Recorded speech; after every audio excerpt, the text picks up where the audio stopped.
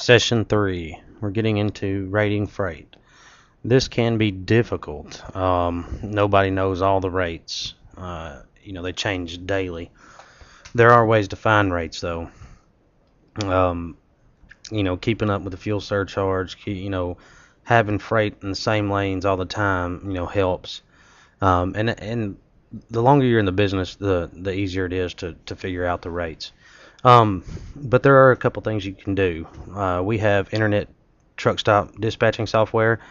Also, if you have a subscription to a load board such as truckstop.com or Internet Truck Stop, they offer a tool called RateMate. RateMate, you input where the load picks up and drops, and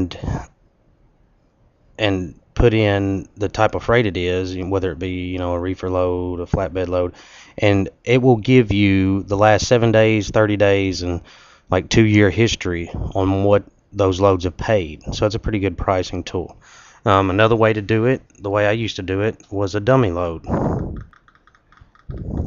A dummy load, excuse me, or what I call a dummy load is, say you have a customer offering you a load from Atlanta to Dallas. It's a reefer load. They give you all the details on it. What I would do, if I didn't know the rate, I would post that load on the load board, on your load board subscription, and put on there all the details, and wait for a trucking company to call you on it or you can look up trucks to call on it. Okay, sorry about that. I had to pause for a second. So what you do is you take the load information that the carrier gave you, your shipper gave you, you post it on the load board as an available load. Say like I said, from a load from Atlanta to Dallas. You post that load and all the information that goes with it, the weight, the miles, how many picks, how many stops.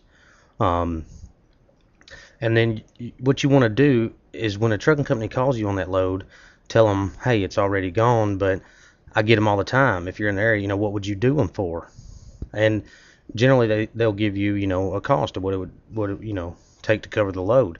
You want to get about 3 or 4 of those opinions and then take the average and of course add your profit in. So now you have a general idea of what you need to tell your shipper it's going to cost to move that load. Those are the 2 basic ways to rate freight.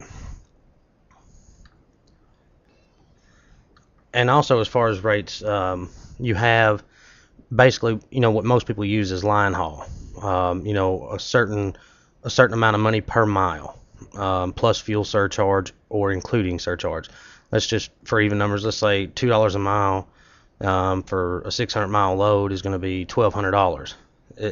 That may include fuel, it may not. You need to know, your shipper, your customer, is going to pay you a flat rate.